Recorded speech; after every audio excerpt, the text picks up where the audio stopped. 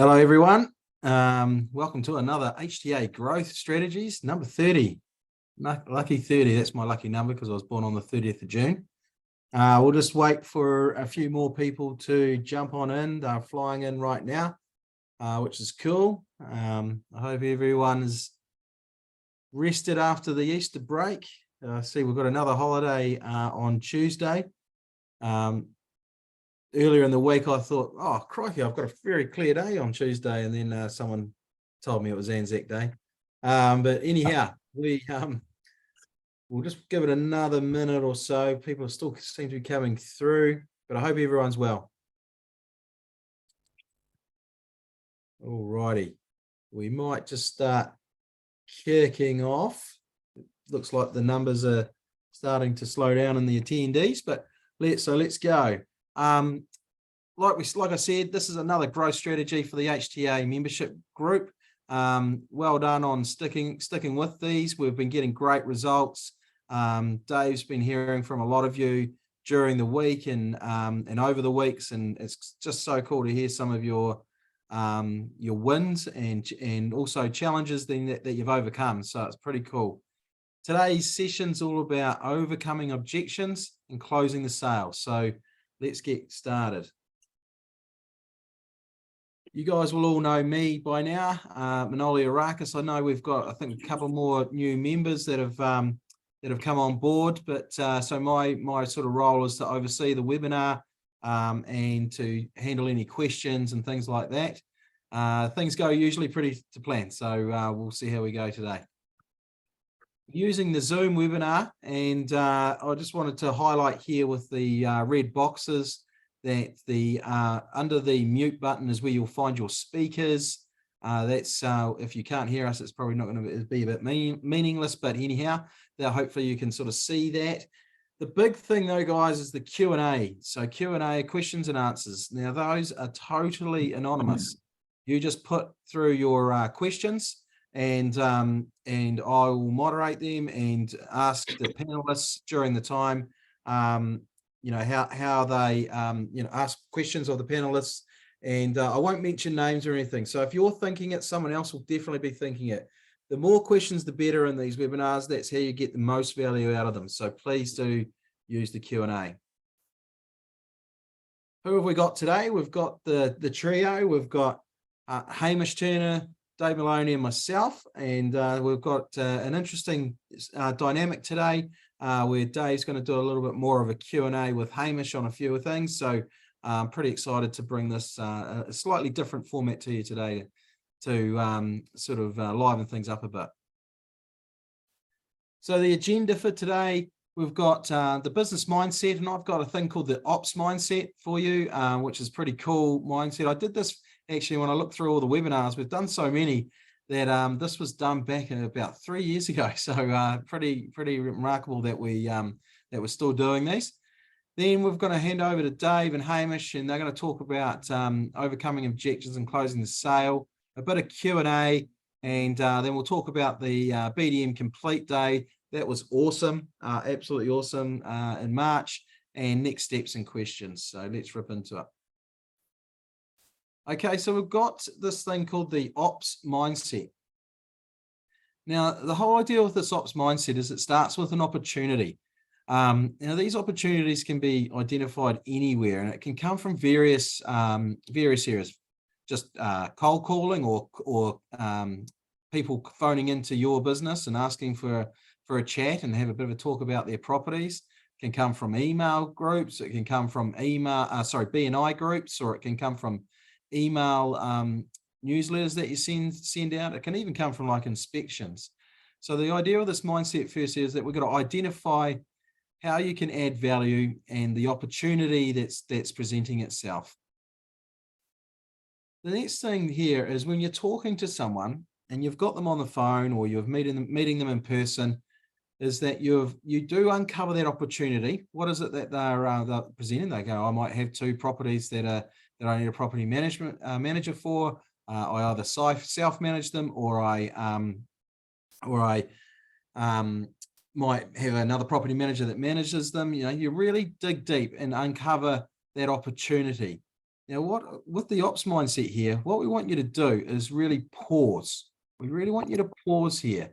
And what we want you to pause is that what happens a lot is someone will come in and ring and go, hey, look, I've got 2 properties and I want a property manager. What can you do? And you go, well, have I got a deal for you? You know, and start talking all about yourself and all about, you know, the pricing and all that sort of stuff. What we want to do with this ops mindset is you've uncovered the opportunity. We want you to pause and not blurt out ill-considered answers. Then what we want you to do is really position quite clearly the value that you're offering. So we're not talking about price or anything yet. We're talking about the value. So if you've uncovered a good opportunity and you've uncovered that they've had a bad experience at a tenancy tribunal, or have had really bad tenants that have destroyed their property, or whatever it might be, then you've really uncovered a bit of a pain point. And so what we want to do then is position our value. Well, we take care of all of that, you know, all of those sorts of things. We, you know, that's what we do for people as we go to the tenancy tribunal. First of all, we find the best tenants, and here's some stats that might validate that. And then what we want you to do is just keep positioning your value. Once you've done that, we want you to state your price and shut up. And what happens way too often is that we go from the opportunity and we go straight to the state our price, and 9 times out of 10 we don't shut up. So we might state our price and say it's a 10% all-inclusive management, and then we go, but we could probably do 7.5%, but you would have to charge you extra for an inspection. So we start discounting all the way through. Now I think we're going to talk a little bit about that more today, but you know, what we want to do is, you know, your price is your price. You know, I always say that the first sale is to yourself. So, you know, if you're confident in the service that you do, the pricing that you've got, then state it and shut up. Don't fill those awkward silences. Just let it roll. And believe you me, what happens is they either accept it or they don't. I was just talking to Dave about a hell yes is as good as a hell no, so that you can move on and go to the next person that's in your lead list. But what we want to do here as well, guys, is if you state your price and shut up and they go, oh, we need to think about this, then what we want you to do is roll back up to the opportunity, pause, position the value once again, and then say, are you ready to buy now? Because what other information do they need to consider if they've spent some time with you? So that's the ops mindset, guys. It's a really, really good one. And I've had feedback in the past from other industries that have used this really well, that it just works and they love it. All righty, Dave, we might get you to unmute yourself. Wonderful. Thank you, mate. Cool. And shall I pass the controls over to you? That would be amazing. Thank you. Dave, there we go.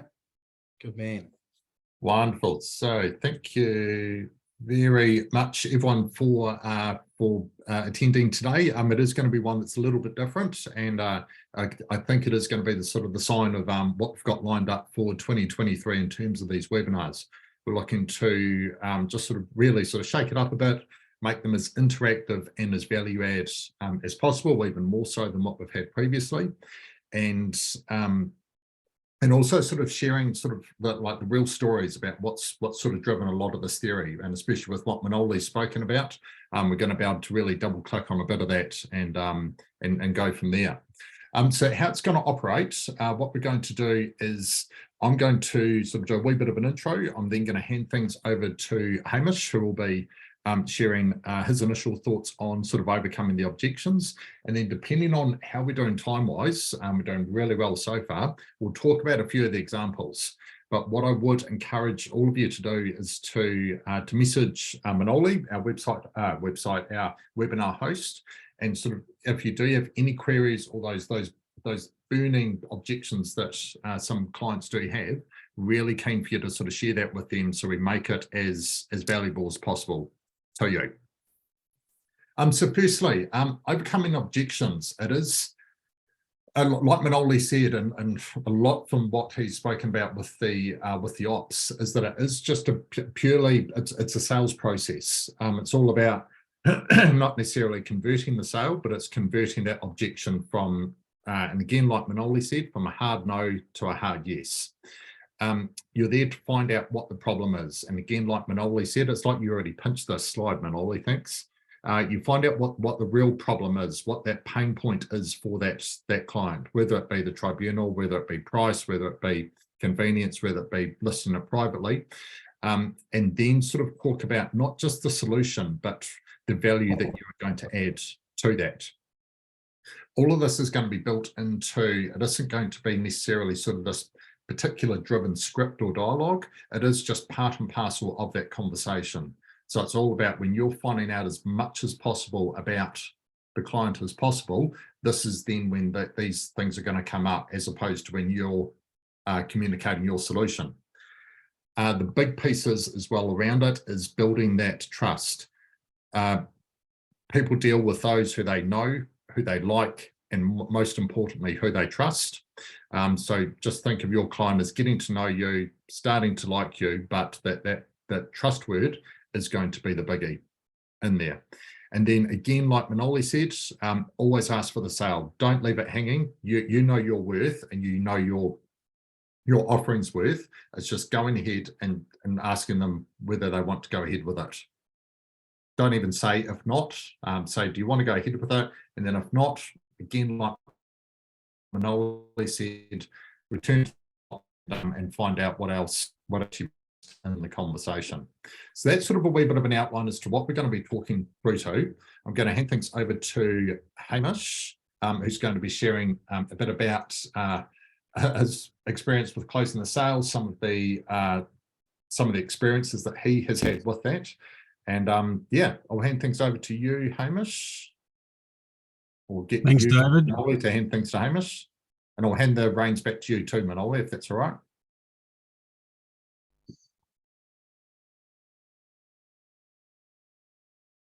Let's get my slide up, please. Cool.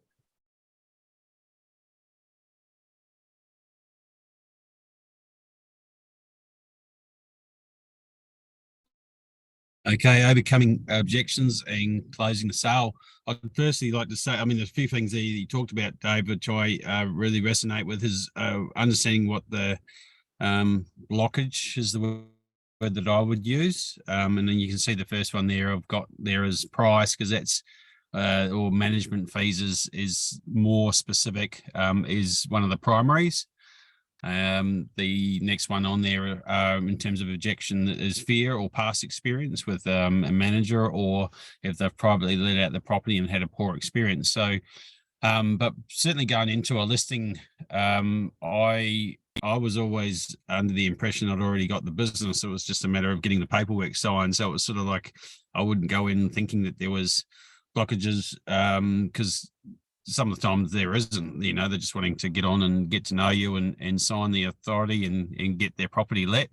But if there was a blockage, I would be wanting to know what it was quickly and then to work on it. And, you know, price and fear are the two main ones, or management fee or costs and then fear, and then sort of working on those. So the management authority fees, being the primary one, would, you know, the default drop down box from there would be the services that you provide over a competitor, let's say.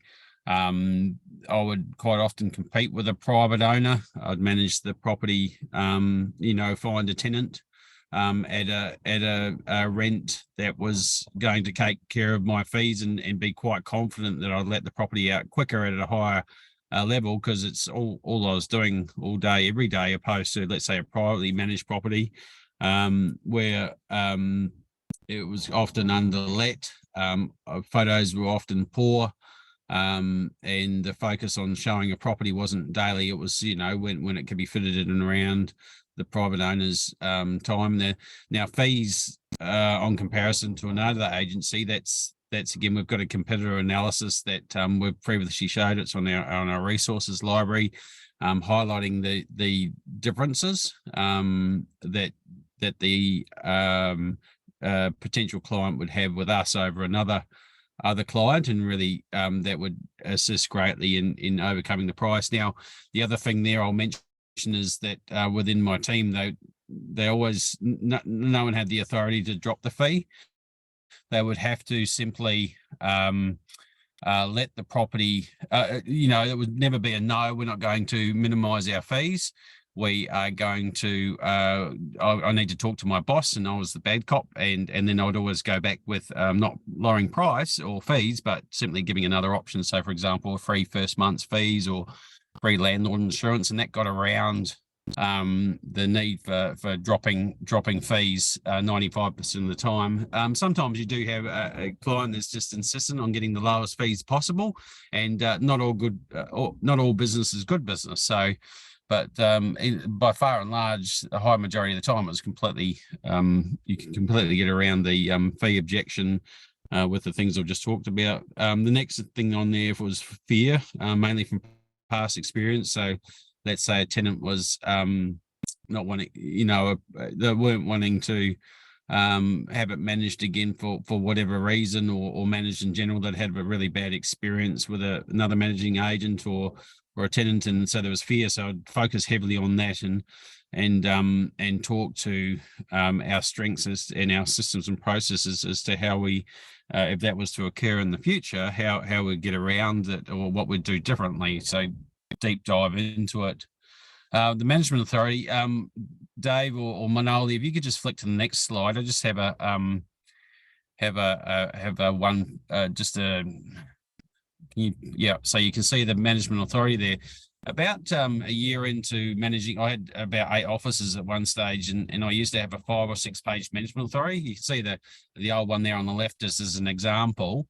I condensed my management authority down to 2 pages, and what I saw was a very heightened level of conversion, because it was easier, simpler. The example I'll give is I've had a liability insurance renewal, which is, you get them once a year, and it's almost like a whole new application every time I do it. So it's been sitting on my desk, and I've been reminding myself and putting it off for the last 2 months. I finally did it on the weekend, and it was pretty straightforward to do, but when it came through, there's about 14 pages to it. I was like, crikey, I've got to go in and out of my P&L. I've got to go find some old information, and it's just comprehensive. So a couple of things there was, can you condense your management authority down to a smaller agreement? Nowadays there's a lot more involved with healthy homes and getting so much more information, but taking that away from the owner and either filling it in or auto-filling on the phone, it just heightens your level of conversion, opposed to leaving the authority with the client and crossing your fingers and hoping that they get it back or following them up. Take that away sort of from them and assist them in that process, and educate them in during that process as well.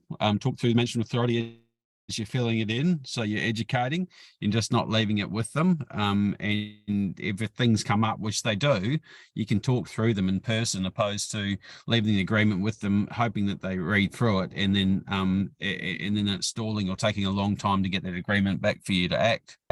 The next point there was rental guarantees. So you can see there, anytime any place 100% property management, we had a rental guarantee.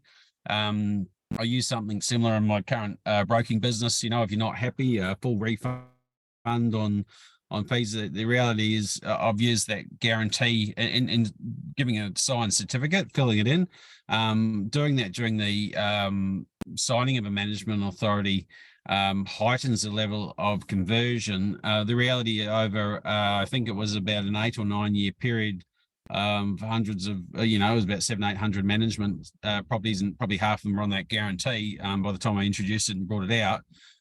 Is I only ever paid out on it once, and in that case, the property manager at the time, I still remember, it made a real error with one of those big tip bins, and some oil went into it, but they'd released the bond and it trashed the bin, and in that case I actually refunded the owner or I didn't refund it straight up. What I did is I gave instead of 3 months free management fees, which is what the guarantee was, I gave 6 months because I was pretty appalled with the service that we've provided. And that client continued on with us, had more managements and referred to us. And it was just a hand in the air. We've done the wrong thing there. Let's let the service guarantee kick in. But what it did back when you signed the authority is it took all the pressure off the owner or potential client in making the decision to convert with any of their fears, because we're aligning our interests with them. If we make an error at any time throughout the management of your property, we will give you 3 months for free. It worked extremely well. So Dave, if you can just go back to the last slide there, I've got a last point which is not in my head at the moment, and that's listening with your ears. So not going into a meeting and talking about what you think.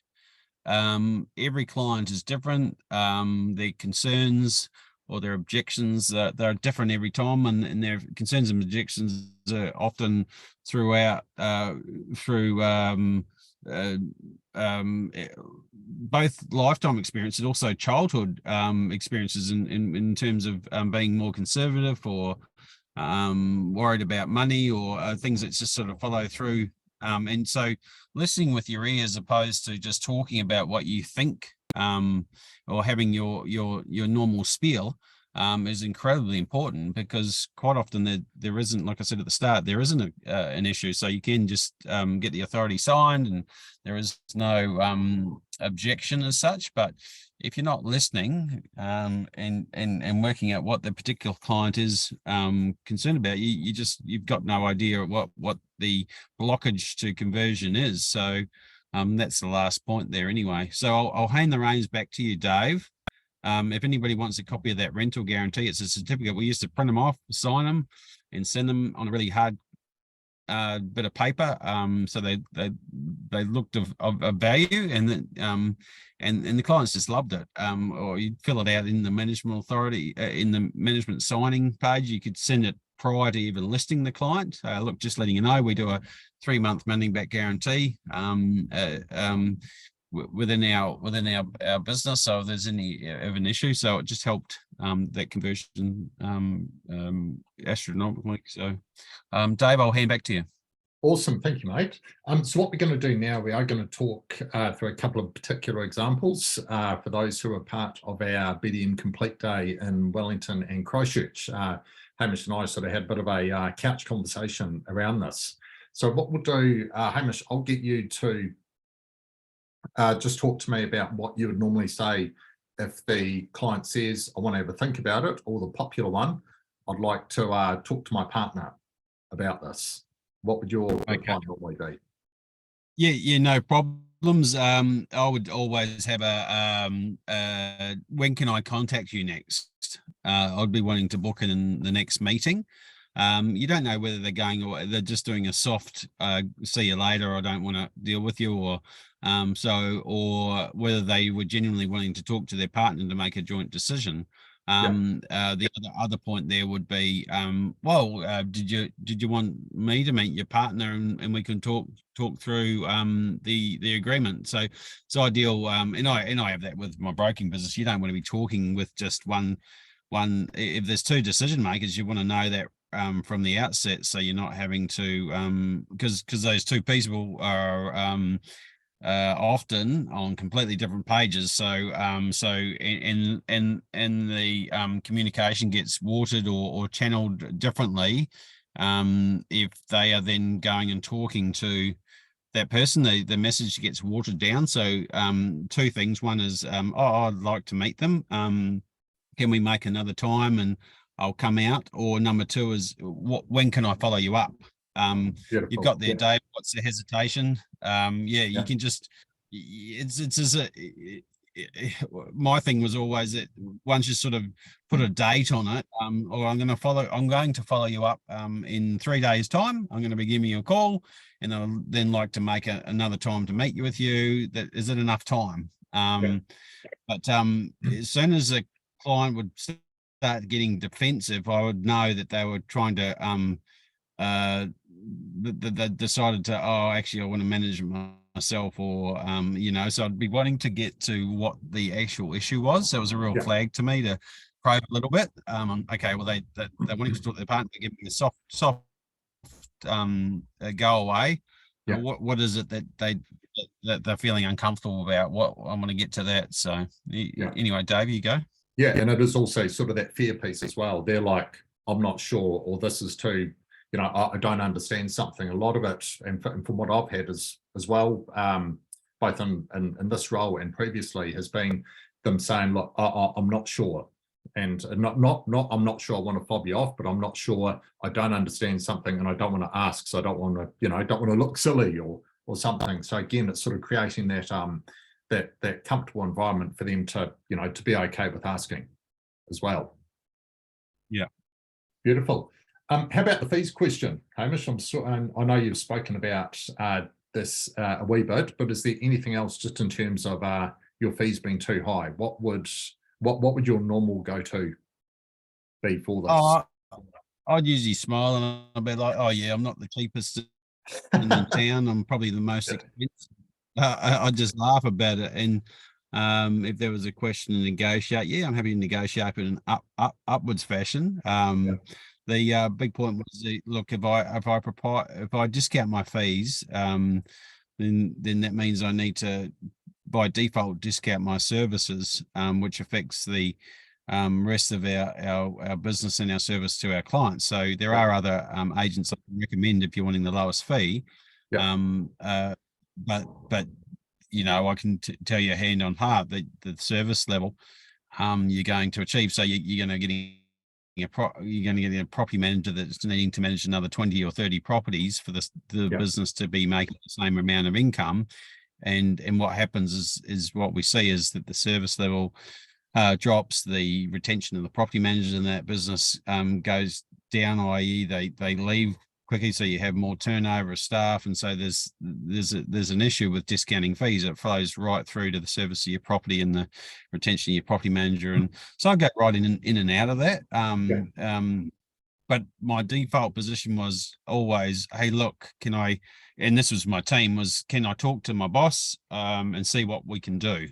So it was never a no, because a no was just a bit of a brick wall. It was always, let's see what we can do. And then you go back and give them something. And it was an introduction period for free. That was free landlord insurance for a year, gold class movie tickets, all sorts. So there's always something. So not nothing. Yeah, but it always a maybe or perhaps. It was always a no in the background, but it was a maybe or perhaps. So it was, so it was a massage, not a blunt no. So yeah. Totally. I think it's because we know each other fairly well. I can almost pitch you saying, no, I'm not the cheapest in town, because, and immediately what you're also doing is you're also not devaluing any of the, the other agents or the PMs or BMs who they've spoken to as well. You're not there to immediately go, well, we're the best and this is why. You're there going, no, this is a conversation between us. We're not going to sort of bring anybody into it or try and sort of start trading off. You're there saying, this is my value, this is my worth, and this is what we can do for you, which I really like. I just want to share one little story there, which always makes you smile when I think of it, because it was the only time it ever happened, and it would in one particular location, the property managers would get together for a lunch once a month, and they would talk openly about their fees. You're talking about 7 or 8 different agencies, and they catch up for a lunch, and they would all discuss the fact that nobody was allowed to discount their fees. It was quite, this is more of an internal conversation that you'd have with your staff, but in that case, the entire town that was managing properties had a thing against discounting your fees. And you bet your bottom dollar if you turned up and you discounted your fees and you won some business and you turned up to one of those lunches, you're gonna cop it. So and it worked incredibly well. So yeah. Brilliant. Yeah. And the other piece as well is that this can be the this is probably one of the last questions that they'll ask as well, because they're probably sort of 80-90% there, but they're just saying, look, I want to get something out of this deal. So for them to say too expensive or you're charging a lot more, Chances are, if you say, is the price the only thing that's stopping you, you can at least know that that's it, rather than it sort of being, a bit of a blanket for anything else. And also saying, look, appreciate your honesty and saying, look, this is, and it's sort of just really reiterating this sort of open, transparent conversation. I don't know, what I can do to help you if you don't tell me. So that's, it's huge. So the other one that I wanted to ask about, Hamish, was, and again, this is sort of that real point of difference one. So people will have, might have spoken to about, 3 or 4 BDMs, and they'll be wanting to know what makes you so different. So what would you normally sort of talk to when it comes to them saying, why should I choose you over others? Or more importantly, what makes you different from everybody else? Yeah. Well, I had a competitor analysis summary, a 1-page competitor analysis summary, which was very visual and easy to digest. So you'd have, let's say you had 7 or 8 competitors in that location, and you'd had them all listed on the left-hand side of that spreadsheet. And we've got one on our resources library, so we're quite happy to share that. But it would actually show, well, this is the management fees, and do we include advertising? Do we charge? Do we do videos or not? So it was you can dictate what's on that 1-pager. But it was really helpful just to as a one. And it also, you'd have to do what you could call secret shopping to find out what your competitors did do, and if they were doing things better, and if you could improve your service. So it was a great tool to highlight. And it was a ticks and crosses. So you'd have all these ticks on the stuff that you do, and the crosses on what your clients didn't do. So let's say, for example, you did video tours of properties that were for advertising, you'd have a tick there, and then those other 5 agencies that you knew that weren't doing videos would be a cross, like a red cross and a green tick. And visually, it was just really helpful. And that was to assist with more than anything the fees argument or fees discussion, I should call it. So Totally. I find the arrears record is a huge one as well. People see it and they're like, oh, well, what's, some may have 2%, others have, 3.5%, 4%. However, for you to then just sort of really deep dive on that and say what that means for you is that you're going to get your rent on time, with us, and based on our record of it being at whatever percent it is, this is going to be a guarantee that you're going to be able to cover your expenses, your income, your mortgage, and whatever it means, as opposed to going, oh, well, that's just a figure. It's sort of taking that and saying, look, it does happen, but what we do, and then you can open up that conversation about the steps that you take to make that happen.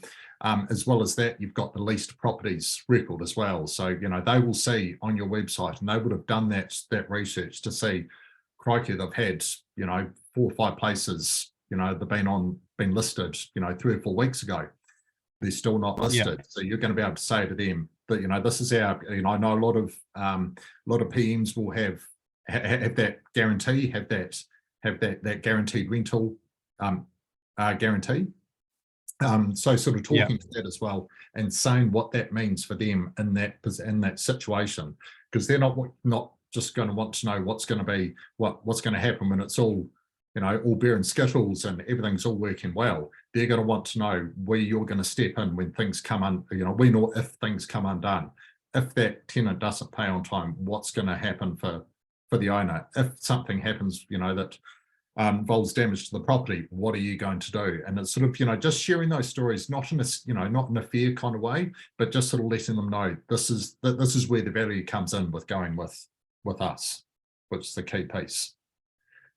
The last piece that I'm really keen to ask you about, Hamish, I've got a few ideas of my own that I'll share, but what are normally the signs that a prospective client is ready to sign a management agreement?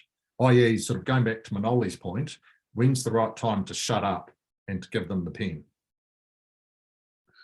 What's that? What are the, when's the time to shut up and let a client sign a management authority? Can you just go through that question again, please? Oh, sorry, Hamish. What are the signs that a prospective client is ready to sign? And what? Yeah. Well, usually it's if they're sort of working through the agreement and they're filling in or signing it, or they're getting fidgety because you've been there too long. Or there's laughter. There's laughter in the conversation, and there's storytelling. That's usually a really good sign that they're going to sign. So you just get to it and get moving. It's body language as well, like arms crossed or showing that they're not completely comfortable at that point. Certainly if a client gets up and makes you a coffee and is smiling and laughing and body language is a funny thing, right? So totally. So if you can read that, I mean, I've got a book sitting on my bedside table at the moment, which I'm reading, so I'm reasonably good at it. I miss some things, but I'm much better than the body language than what I was years ago. Once I understood the value of understanding it, so yeah. Totally. And it's funny you mentioned the fidgety thing. I had there on my list, checking their watch, going, right, basically I've got everything I need to know about now. I'm just waiting for him to give me the bit of paper. And the other piece is, even asking about payment. So saying, when would the first disbursement be? When would I get paid? It's them sort of not talking about if, it's them talking about when. So when they use that word when is always a good sign as well. And not just that, but saying, so what tenants do you have lined up for this property as well is always a nice one too. They're engaged on understanding that you're going to be managing it. They're just wanting to kind of understand what, when's this all happening. So it's okay, well, it's an assumption there. So totally brilliant. Look, thank you so much for that, Hamish. It's always nice to sort of have that sort of back and forth thing as well, and speaking to someone who, let's be honest, you've had a fair bit of experience in the game. We've had some really great feedback throughout the webinar as well. People have been asking about sort of fees, which we've spoken about, and also about that points of difference as well, because I know that can be a challenging one for a lot of people in terms of saying, look, what makes me different from everyone else, and how am I going to communicate that? So a lot of what you've spoken about has been absolutely brilliant and on point. So thank you, mate. Anything else that you'd like to add for sort of overcoming some of those general objections at all, mate? There's just that last point I had there was listening with your ears. Yes. It's probably the most valuable point there. To read and understand what's going on. If there's other decision makers not in the room, if there's the hesitancy, the body language, is listening with your ears to see what their actual objections are, and then just focusing on that, not focusing on what you deliver or you're going to give them, or what's actually important to them. What's the history on the property, so it's all those stories around that. So awesome. Brilliant. Thank you, mate. Look, that ends that part of the webinar. We're going to sort of talk about actions and the next steps in a minute, but I did want to do a shout out to our HTA BDM Complete Days. These Complete Days are designed for both business owners and BDMs alike to pick up on some really great tools, tips, tricks, and resources to help grow their business, and also grow themselves personally in terms of a lot of these objections, and being able to be in the best possible position to be able to grow those managements. We have a couple coming up on the 7th of June in Auckland and the 8th of June in Hamilton. If you are interested, please touch base with either Hamish, myself, or Taylor. We'll send the details out after this webinar. They have proven to be very popular in the past. We've run them in Nelson, Wellington, Christchurch. We did Auckland last year as well, so really great to be back for that. The tickets are $625 plus GST for the day, and with us having about 6 or 7 speakers on the day, having networking events before and after, it is well worth being part of it. So next steps. This is really where the rubber hits the road for everybody from what we've been talking about for the last 40 minutes. It's all about making a plan. It's all well and good for us to have sort of shared these ideas, these tips or tricks, but now it's all about sort of taking these ideas back to your business or back to the desk and working out, thinking about your business and what actions you will take following this. Make sure that if you do have any questions or queries, please reach out to our team. We're there. We've got a huge resource library available, so please reach out. We do have other membership programs available to support you along the way. But it's all about now sort of taking that action and writing that simple action plan to be able to take action on that. Now, we do sort of like to run close to that 40 minutes mark for the webinars, and we've absolutely nailed it today. We're bang on the 40 minutes. So we'll leave you to it. Thank you very much for being part of this webinar today. There'll be a copy of the webinar, both as a recording and a podcast, available for you next week, and we will send that one out. Thank you very much, everybody, for being part of this. Hamish, any sort of final thoughts before we finish up? No, just it's just action. Just got to take action. So re-listen to the webinar, I guess, and put 1 or 2 or 3 or 4 or 5 actions into place. So yeah, absolutely. Buy a body book. All good. Wonderful. Thank you very much, guys. Have an amazing rest of the week. Enjoy the day off on Tuesday, and we'll talk soon. Thanks, team.